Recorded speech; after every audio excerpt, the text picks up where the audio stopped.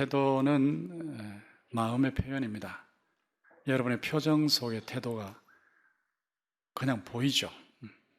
여러분의 행동 속에 또 여러분의 말 속에 태도가 보입니다. 그 태도를 통해서 마음을 짐작하는 거예요.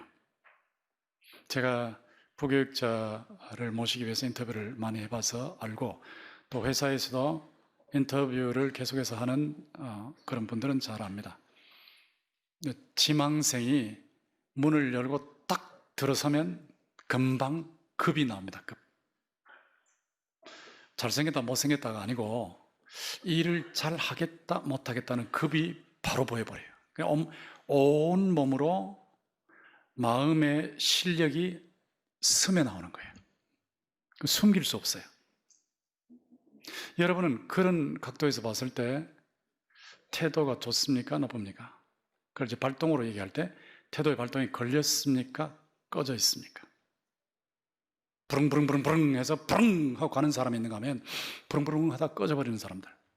저 사람한테 일 맡겨가지고 도대체 일이 안 되겠어. 그런 사람은 꺼져 있는 거거든요. 이 세상과의 관계로 보면 세상에 대해서 늘 불평만 하고, 비판은 건전한 비판을 하면 발전하는 건데 불평만 하고 세상에 영향을 미치지 못하는 그런 경우가 있어요. 그런 경우는 발동이 꺼져 있는 겁니다. 세상의 어려운 점에 대해서 정확하게 직시하고 비판할 거 비판하면서도 건설적으로, 그러면서 자신이 미칠 자기 나름의 영향을 미치고 있다. 그러면 발동이 걸려 있는 거예요. 여러분, 가정 형편을 놓고 흙수저, 금수저 이러는데, 금수저는 영원히 금수저냐? 안 그런 경우도 많아요. 흙수저는 영원히 흙수저냐? 안 그런 경우도 많아요. 그러면 왜 흙수저로서 금수저와 다이아몬드 수저가 되는 사람이 많은데 그 극소수의 그 사람처럼 왜 못 됩니까? 되면 되잖아요. 근데 왜 대다수처럼 그냥 흙수저로 남아있는 것을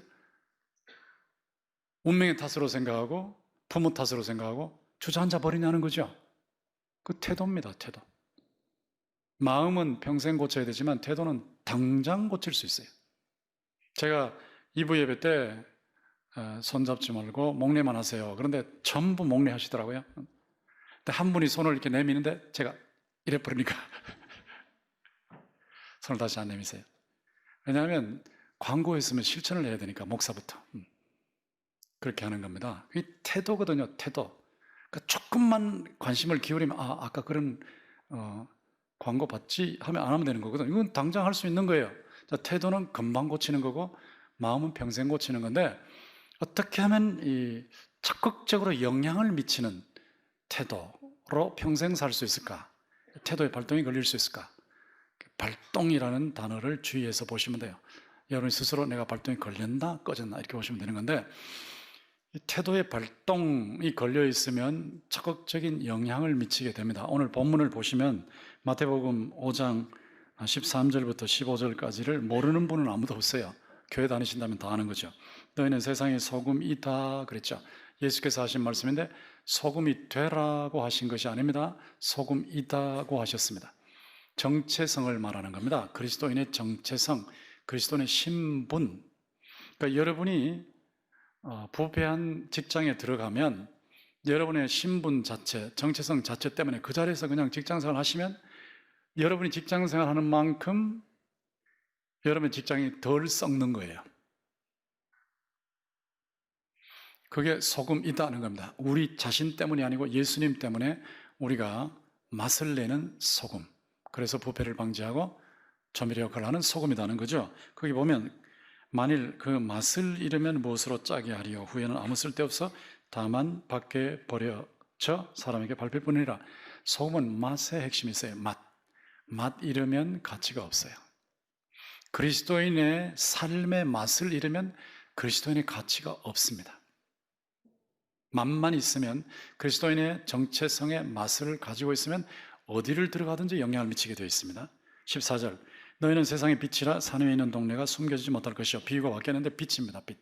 이것도 빛이 되라가 아니고 빛이다 그랬어요. 빛이다. 정체성이고 신분이에요. 그냥 어두운 가정에, 불신 가정에 들어가면 여러분이 그리스도인이기 때문에 여러분만큼 밝아지는 거예요. 그 가정이.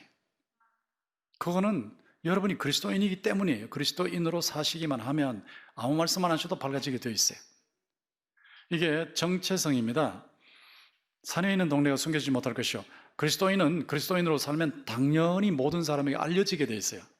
말 안 해도 저 사람은 그리스도인이야 하는 게 나타나게 되어 있어요. 산 위에 있는 동네입니다. 산 위에 있는 동네는 다 보이죠. 근데 문제가 어디 있냐면 15절에 있죠. 사람이 등불을 켜서 말 아래 두지 아니하고 등경 위에 두나니 이러므로 집안 모든 사람에게 비치느니라. 말이라는 것은 말되 할 때, 요즘은 그것이 익숙하지 않겠지만 시골에서는 쌀을 댈 때, 잴 때, 말, 돼, 한 대, 두 대, 이게 그 한 말, 한 말, 두 말, 한 섬, 두 섬 할 때 그걸 말해요. 근데 말인데 이스라엘에서는 전쟁이 자주 일어나니까 집에 불을 켜놔야 되는데 불을 켜놓은 게 밖에서 보이면 바로 공격이 들어온단 말이죠. 공격을 막기 위해서는 불을 이만큼 구멍을 뚫어서 그 속에다 켜놓고 그 위를 말로 덮어버리는 거예요. 말로 덮어야 바깥으로 빛이 안 나가거든요. 그게 이제 말 아래 둔다는 거예요. 우리가 예수 믿는 사람이 자기가 그리스도인이라는 것을 숨겨버리면, 말 아래 두는 것처럼 숨겨버리면 영향을 미칠 수가 없어요. 그냥 그대로 살면 영향을 미치게 되는 거예요. 그래서 말 아래 두면 안 되고 등경 위에 두는 것이 당연한 거죠. 16절에 보면 이같이 너희 빛이 사람 앞에 비치게 하여 그들로 너희 착한 행실을 보고, 그렇죠. 보고, 행동, 행실, 착하게 사는 모습을 보고, 이 착하게 사는 모습이 태도입니다. 태도. 보이잖아요. 보이는 게 태도죠. 마음이 바깥으로 나왔으니까 보이지 않습니까? 착하게 말하고 착하게 표정을 짓고 착하게 행동하는, 그게 보인단 말이죠.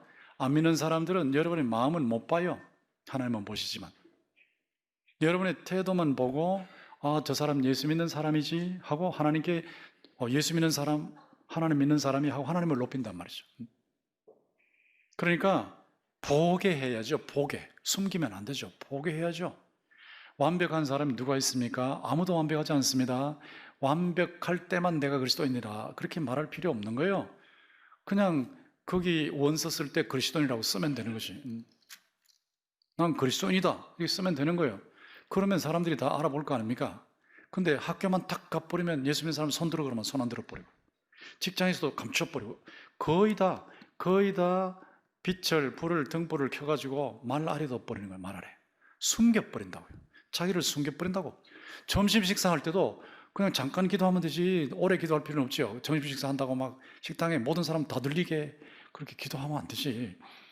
그 무슨 과시하는 겁니까? 그렇게 할 필요 없죠. 잠깐 묵도하면 되죠. 잠깐 이렇게 묵도하고 드시면 되는 건데 그것도 드러내기 싫어가지고 이마에 땀 닦는 척 한단 말이에요. 꼭 이렇게.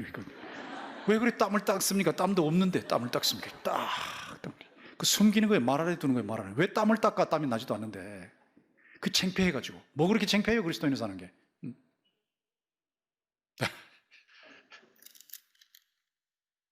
그게 말 아래 두는 거예요. 말 아래. 그냥 보이게 해야죠. 그리스도인의 사는 모습이 보이게. 남보다 30분만 먼저 가면 되잖아요. 직장에.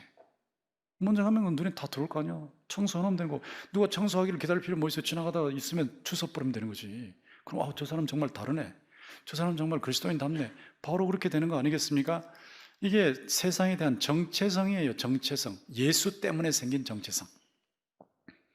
예수님이 짜게 하시는 그 소금밭의 원천이죠. 그러니까 그분 때문에 우리가 짠맛을 내는 거고, 예수님이 세상에 빛이시니까 그분 때문에 우리가 세상을 밝게 하는 거 아니겠습니까? 근데 이것이 제대로 안 되는 경우가 있죠. 그게 정체성을 상실하는 경우죠. 왜 상실하는가? 소금은 맛을 잃었으니까. 맛을 잃으면 정체성을 상실한단 말이에요. 여기서는 분명히 정직을 배웠는데 나가서는 거짓말 해버리면 맛을 잃어버리잖아요. 여기서는 분명히 적극적으로 살아야 된다는 걸 배웠는데 밖에 나가면 늘 소극적으로 시키는 것만 하고 일 안 하려고 자꾸 도망치고 이러면 금방 맛을 잃어버리죠. 그리스도인의 맛을. 그리스도인의 맛을 잃으면 정체성이 상실돼 버려요. 짜게 할 수가 없어요. 그 다음에 아까 말씀드린 대로 숨기면, 빛을 숨겨버리면, 그러니까 맛을 잃는다 하고 숨긴다, 이 두 가지입니다. 여러분 지금 숨기고 있습니까? 그리스도인의 신분을 직장에서 숨기고 있습니까? 학교에서 숨기고 있습니까? 사회에서 숨기고 있습니까? 그러면 영향 못 미칩니다. 과시할 필요는 없어요. 그러나 정직하게 드러내는 거죠. 그냥 그대로 사는 거죠. 그리고 여러분이 맛을 잃어버리면 그리스도인의 맛, 완벽한 사람은 없지만 안 믿는 사람하고 다르구나. 다르구나. 이거거든. 다르구나. 보통 사람 다 거짓말하는데 안 하는구나. 보통 사람이 2차, 3차 가서 막 퍼마시고 여자도 건드리고 하는데 저 사람은 안 건드리네.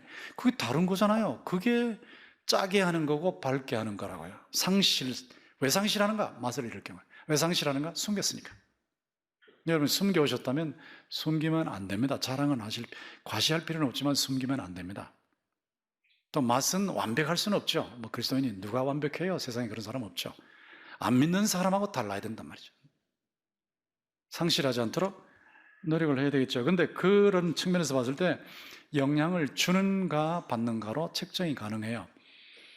영향을 주고 있다면 소금 또 빛의 정체성대로 살고 있는 거죠. 영향을 계속 받고 있다. 이 세상에 나쁜 영향을 계속 받고 있다. 안 믿는 사람하고 어울려버리면 똑같이 산다. 그때는 그냥 계급장을 뗀다 그러는데 예수 믿는 계급장이 뭐 계급장이라고 할 것도 없지만 천국 마크도 다 떼버리고 그리고 하나님 잠시 좀 눈 감아 주십시오. 그럼 똑같이 살아버린다. 그럼 영향을 받는 거죠.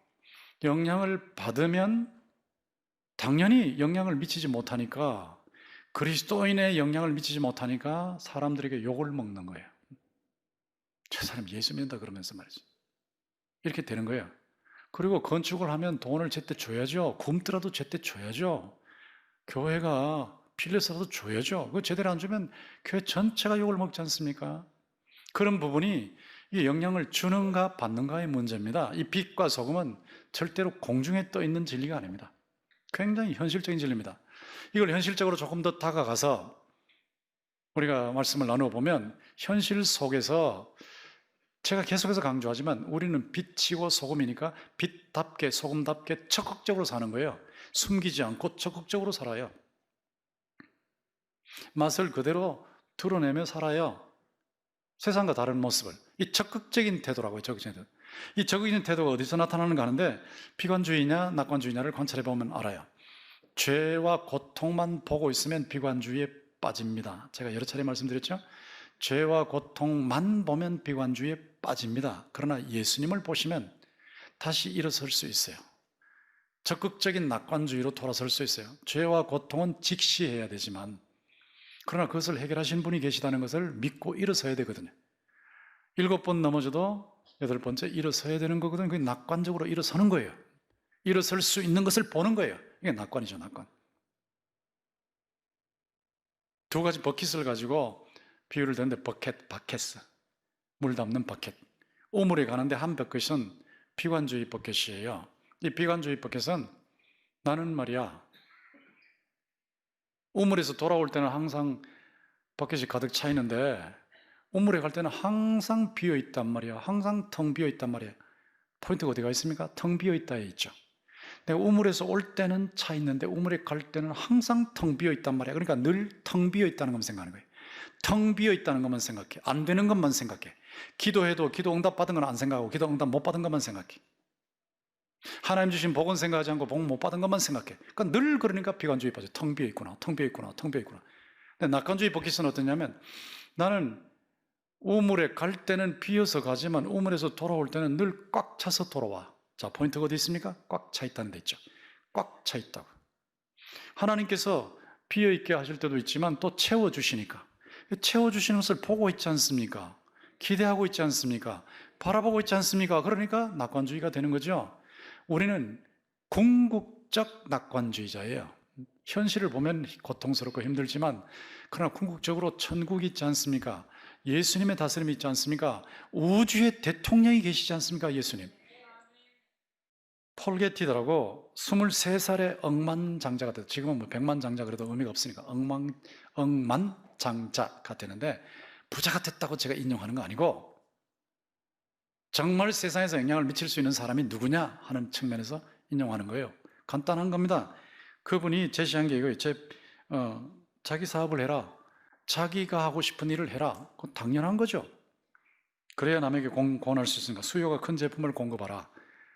필요한 물건을 만들어라는 거죠. 그러니까 어딜 가든지 수요 공급의 원리대로 하면 다 살 수 있어요. 어디 가도 필요한 게 있거든요. 필요한 거 만들어서 주면 그거 팔면 되는 거잖아요. 필요한 수요가 큰 제품, 그냥 안 팔리는 것도 생각도 안 하고 무조건 만들어버리면 뭐 망하죠. 재고가 남아서 다 망해버리지 않습니까? 수요가 큰 제품을 공급하라. 또 제품을 보장해라. 만들었으면 명품이 되게 해야지. 오래오래 쓸 수 있게 해야지. 조금 쓰다 보면 별거 아니네 이래 되면 안 된단 말이죠. 더 나은 서비스를 제공하라.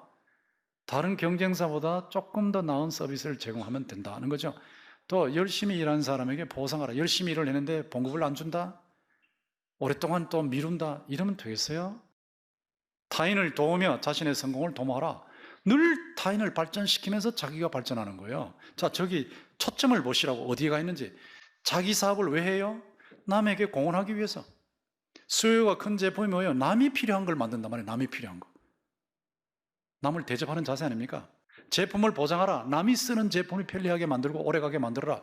남에게 초점이 있죠. 더 나은 서비스를 제공하라. 남이 봉사를 받을 때 기분 좋게 하라는 거 아닙니까? 열심히 일하는 사람에게 보상하라. 내가 아니고 다른 사람 직원들을 보상하라는 거 아닙니까? 타인을 도우며 자신의 성공을 도모하라. 타인이 잘 되도록 하면서 자기가 성공하라는 거 아니겠어요? 전부 바깥으로 가 있어요. 적극적으로 대접하는 거예요. 적극적으로 대우하는 거예요, 남을. 이게 소금이고 이게 빛입니다. 빛. 이 성경에 있는 원리가 세상에 들어가면 그대로 하면 다 참된 의미의 공헌을 하게 되어 있고 참된 의미의 성공을 하게 되어 있는 거예요. 이걸 자꾸 피한단 말이에요. 여기에서 볼 때 성공과 실패의 공식이 분명합니다. 무엇이냐 하면 성공하는 사람하고 실패하는 사람의 차이가 뭐냐? 자원이 아무리 많아도 자원, 뭐 금수저다, 다이아몬드 수저다, 부모의 재산이 많다, 뭐 학벌이 좋다, 뭐 얼굴 잘생겼다, 뭐 건강하다, 이게 아무리 자원이 많아도 마음의 태도, 마음이 바깥으로 나오는 태도가 잘못되면 반드시 실패합니다. 반드시 실패합니다. 명문대 출신이 실패하는 이유는 딱 저기에 있습니다. 스펙이 좋은 사람들이 실패하는 이유는 딱 저기에 있습니다. 제가 관찰해보니까 그렇더라고요. 자원은 엄청 많아. 실력도 대단해. 근데 마음이 삐뚤어졌어. 삐뚤어진 게 말로 나오고 행동으로 나오고 표정으로 나와버리니까 그 100% 실패하는 거예요. 딱 보면 급이 나온다니까. 딱 봤을 때 저분은 되겠네. 저분은 안 되겠어. 금방 아는 거예요. 근데 태도만 바로 돼 있으면, 그러니까 자원 마이너스 태도 이퀄 패배란 말이에요. 자원이 있어도 태도가 안 되면 패배다. 태도 마이너스 자원, 태도는 있는데 자원이 없어. 금수저도 아니야, 흙수저예요. 스펙도 별로 안 좋아. 뭐 건강하지도 못해. 잘생기지도 못했어. 성공할 것 같지 않아. 근데 태도가 바로 돼 있어요. 태도가 바로 돼 있어요. 그런 사람은 반드시 승리해요. 반드시 성공해요. 이게 성경의 원리입니다. 저는요, 여러분들이 이 말씀을 듣는 동안에 매주 지금 반복해서 듣고 계시는데, 각도를 달리해서 듣고 계시는데, 이 말씀을 듣는 동안에 여러분이 태도를 바꾸시기를 주님의 이름으로 부탁합니다. 안 바꾸시면 아무 소용없습니다. 한 번 들을 때 한 가지씩만 고치시면 돼요. 그러면 엄청 변하지 않겠습니까? 이것이 원리입니다. 근데 여기까지 얘기를 했는데 왜 이게 안 되냐는 거거든요. 왜 안 되냐? 아까 정체성도 얘기했는데 왜 안 되냐?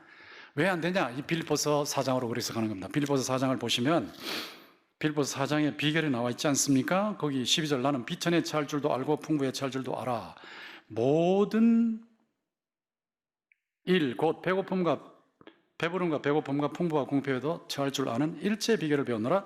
내게 능력 주시는 자에서 내가 모든 것을 할 수 있느니라.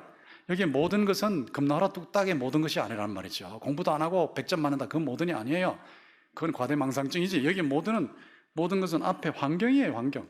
비천한 환경에도 처할 줄 알아. 풍부한 환경에도 처할 줄 알아. 배부를 때도 처할 줄 알아. 배고플 때도 처할 줄 알아. 이게 뭡니까? 사람이 배부르면 교만해져 버리거든. 방심해 버리거든. 근데 배불러도 교만하지 않아요. 배불러도 방심하지 않아. 또 몸부림치면서 일을 해. 배고프면 위축돼 버리거든. 밖에 나가기도 싫어져 버리거든. 그게 벌써 지는 거거든요. 지는 것. 배고파도 위축될 필요 없어요. 배고파도 당당하게 살 수 있어요. 교만하진 않지만 당당하게 살 수 있어요. 이걸 배워야 된단 말이에요. 배워요. 적극적으로 생활 속에서 주께서 가르쳐주신 대로 실천하면서 배우는 거예요. 배우는 거예요. 이거를 일체의 비결을 배워야 돼요. 일체. 어떤 환경도 감당할 수 있단 말이에요. 어떤 환경. 전천후는 인격. 어디든지 던져놓으면 돼. 예수 믿는 사람 어디든지 던져놓으면 돼. 정글에 던져놔도 그 정글 속에서 다 개척해가지고 복음타운을 만들어버려. 아이들을 이렇게 키워야 되지 않겠어요? 어떤 환경이든지 그냥 배치시켜 놓으면 돼버려. 적극적인 인간이니까. 모든 환경을 감당할 수 있으니까 배워야 되거든요. 여기 같이 있을 때 배워야 된다. 교회에 있을 때 배워야 된다. 살아가면서 배워야 된다. 30분 먼저 직장에 나가면서 배워야 된다. 이거 아니겠습니까? 그런데 그 비결이 뭐예요? 13절, 내게 능력 주신 자 안에서. 이분이 예수님이죠. 내게 능력 주신 자 안에서 배고파도 비굴하지 않도록 능력을 주시고 계신단 말이에요. 배불러도 교만하지 않도록 능력을 주시고 계신단 말이에요. 스펙을 놓고 보면 최고의 인물인데 밑에서 섬기는 사람으로 살도록 은혜를 주시고 계신단 말이죠. 다 성공했다 그러는데 그 영광을 자기가 가져가지 않고 하나님께만 돌리고 겸손하게 살 수 있도록 은혜를 주시고 계신다는 거죠. 내게 능력 주시는 자, 내게 능력 주시는 예수 그리스도 안에서 내가 모든 환경을 감당할 수 있느니라. 예수님이 계시잖아요. 예수님이 계시잖아요. 예수의 발동이 걸리면 태도의 발동이 걸리는 거예요. 복음의 발동이 걸리면 태도의 발동이 걸리는 거예요. 다른 비결 없어요. 예수. 나를 위해서 십자가에서 죽으시고 나를 위해서 부활하시고 지금 다스리고 계시고 우주의 대통령으로 세상을 다스리고 계시는 그분과 접속된 상태에서 그분이 삶의 현장에서 계속 가르치시고 계시거든. 모든 현장에서 가르치시고 계시니까 그때마다 감사하고 주여 그래도 될 줄 믿습니다. 일어서고 99번 넘어져도 100번째 일어나고 999전 천기 999번 넘어져도 1000번째 일어나고 이거거든요. 세상에 영향을 줄 수 있도록 주님이 은혜를 주시는 거예요. 이런 은혜를 그대로 삶 속에서 실천하면 된다. 근데 이런 삶이 세상에 영향을 주는 태도로 나타나는데 포브스라고 아시는 분은 아시겠지만 비즈니스 쪽의 최고의 잡지 아니겠습니까? 포브스에서 캐티 카프리노라고 하는 여성 작가가 최고의 작가인데 분석을 했어요. 세 종류의 사람이 있다. 첫째, 자기 일이 싫어서 투덜거리는 사람들. 늘 일하면서도 투덜거려. 살림하면서도 투덜거리고 직장 가서도 투덜거리고 교회 와서도 투덜거리고 어떤 사람은 교회 와서 30분 투덜거려야 맛이 난다고. 30분 목사를 욕을 해야 이제 그때부터 일할 맛이 난대. 자기 일이 싫어서 투덜거리는 사람. 교회에서 일하면서 왜 투덜거려요? 투덜거릴 필요 뭐 있어? 얼마나 좋은데. 둘째는 그럭저럭 일해서 밥벌이 하는 사람. 여러분은 첫째입니까? 둘째입니까? 가정에 대해서, 직장에 대해서 뭡니까? 셋째, 일의 가치를 알아서 좋아하는 사람. 자기 하는 일에 이거 하나님께서 일을 맡겨주셨네. 내가 이렇게 건강하게 할 수 있도록 해주셔서 얼마나 감사해. 좋아하는 사람. 이 셋째 사람이 영향을 미친 사람이에요. 소금이요 빛의 역할을 하는 사람이란 말이죠. 저 셋째 사람의 구체적인 특징이 뭐냐? 목적의식이 있다. 뭘 해도 목적의식이 있다. 주께서 나를 여기 배치시켰네. 내가 일을 통해서 사람들에게 유익을 끼치네. 이거 아닙니까? 자기에게서 끊임없이 발전하는 거예요. 내일 죽어도 오늘 발전하는 거예요. 오늘 윈윈. 다른 사람도 이기게 하고 나도 이기고. 일의 개선과 발전. 자기 자신만 발전하는 게 아니라 일을 발전시켜요. 일을. 제가 제 동서한테 몇십 년 전에 아주 똑똑한 동서죠. 서울대 나오고 뭐 LG 임원이고 대단한데 그렇게 머리 좋은데 이거 컴퓨터 해가지고 뭐 회사 일 전부 컴퓨터로 다 할 수 있을 텐데 그랬더니 바로 배우더라고요. 컴퓨터 배워가지고 컴퓨터화 그냥 전산화 다 해버리니까 중국에 대표로 갔는데 그 전임자는 전부 수작업했어요. 본인은 컴퓨터로 다 만들었어요. 그러니까 자신의 사무실에 앉아서 다른 사람들 보고를 다 받아. 이게 효율성이 10배가 돼버렸어. 10배가 돼버렸어. 일을 개선하는 거예요. 발전. 끊임없이 개선시키고 발전해. 하던 일 그대로만 하는 게 아니고 발전. 비판하면 수용하는 거지. 말단 직원이 비판해도 수용하는 거죠. 그리고 자기 아는 것을 자꾸 퍼뜨려야지, 좋은 것을. 그래서 서로 발전하고, 그리고 일하는 것 자체에 의미를 두고 기쁨을 누려야죠. 과정. 예배 드리는 자체. 뭘 이루어서가 아니라 과정이 중요하다. 그리고 영향력을 활용하는 거다. 이건데 단순한 거겠죠. 그런데 이건 태도가 바뀐 사람이 하는 겁니다. 예수 안에서 발동 걸리면 돼요. 예수 안에서 태도의 발동이 걸리면 소금과 빛으로 세상에 영향을 미칩니다. 내게 능력 주시는 자 안에서 내가 모든 것을 할 수 있느니라.